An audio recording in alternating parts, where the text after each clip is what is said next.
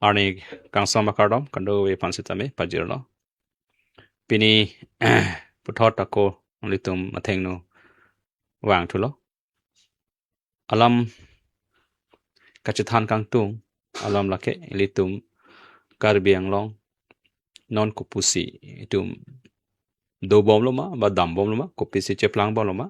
lapan kewang jelang arni litum jongsi reng mesen nang ji pulutang te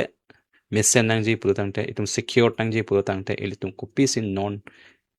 ke do bom a government ba non ke do bom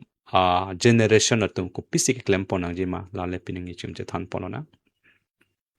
litum karbiang long plang pik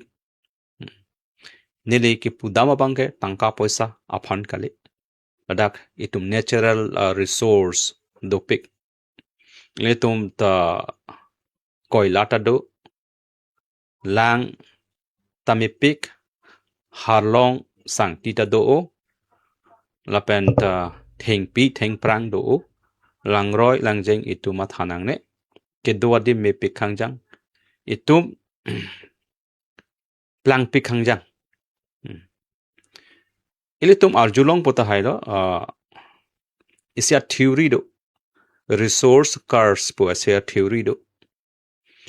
lason thak thak se pirthia dang ke plang pik adet do tangka poisa phane ni ligi pundam kali la natural resource abang resources abang do pik example Nigeria Venezuela la penon Dubai ini UAE lahai ilitum das lahai adet lang damlo protangte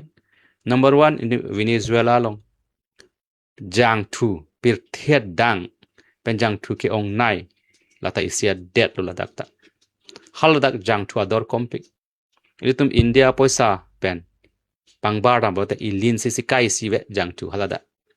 setame adet duk pik unemployment nang chan pik lo munitum kam chokle mathaya we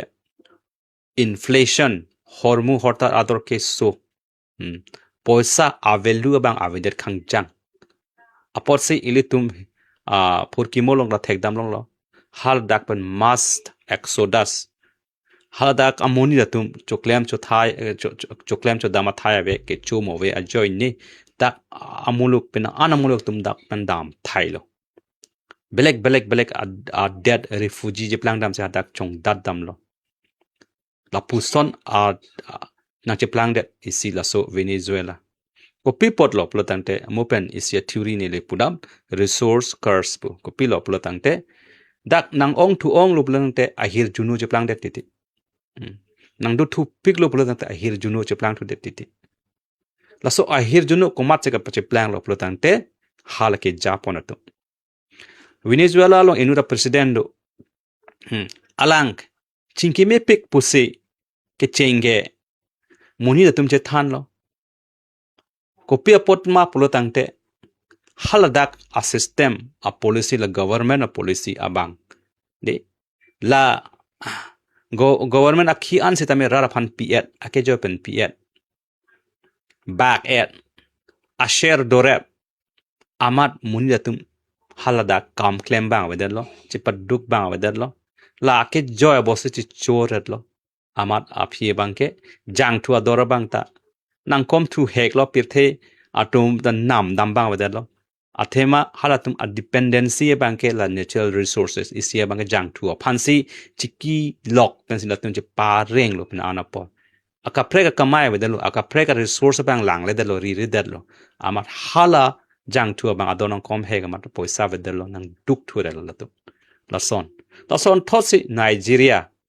Nigeria ta natural resources ke do pik lo hata diamond ta dolo hada koila ta dolo bisiko jang thu da nam ladak ta Venezuela son pirthe dang pen number ket lo ne ko an le jang thu ke ong naya det lo seta ilitum chini dam Nigeria da ki duk pik a dem lo ladak ta so theory pen si pangbadam lo moni to haladak amoni tum select pik lo kam claim bang awadet lo belek ki rengje war sai bang ri re det si la ake joy pen ki long ahor mua phanse chi ki prong amat non na che plang thu bang ke la son ki duk nai adet che mandet la son thot si ilitum kar biang long ta no nang le da prang podona tu ilitum la ke tu tang hormu si ka phang ho lok lo be lek ke tum ri re da lo la pen si ki reng ia war sai pusi tu matha dam rong lo non sang ti ke jor sang ti la ke nang le tum chini isi asang ti amu ka che plang je phan ke man je phan ning kan suri nang je la ke nang le tum chini nun la so sang ti li tum ka cho jor long ke la ke chuning het le la ke plang ka le ning kan sia prang le ke plang ka le ning kan pho prang ka le asuri a prang pen ke plang tang a hor mu bina jong si la le no nang jor et pen ani si ave det lo pro tang ti li tum me thang ke nang je hu sita me thang ko nat ne si chunam dam thorong nang chunam nang khok ji angala na ek det lo pro tang ti tum ko pi pen si ke reng alang ante non amuni da tum la pensi ke renga war sai tin rong plotang te ili tum monang la ave det api tum ko pi pensi tum ke renga la son thot se nong koila ta chojor chong huya chu phur chong huya la so a koila se tame ili tum ani sinang vir det po koila ko son se ka je plang mala so a tu mo ta nang li tum chi ni lo la ke de ningkan isi ningkan hini penel haya koila nang ke plang kali la pubina non harlong ke phur lata pangcheng po ing chin ki phur ji ta lata pangcheng po non ko poloma jang thu ki kiri ta pangcheng po non theng pi theng prang ilitum pa virbom lo son resource cars a theory ilitum long nang le rok na la si ilitum ka chere ke nang sot ka do ka veta laga responsibility che nang po itum responsible lake na li det kalilo ne li talo nang li tal ka do ka ve itum matha pen la natural resource ke dotang a hor mu bang ke itum ka ko poloma ho ka phalang no ne de ji itum ki use pa me nang ji mi thang non choret non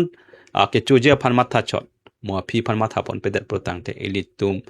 ki duke comment la chong hong nang ni aning kan itum hong nang ni donatu lasi labang ilitum ning chi bi pona la pen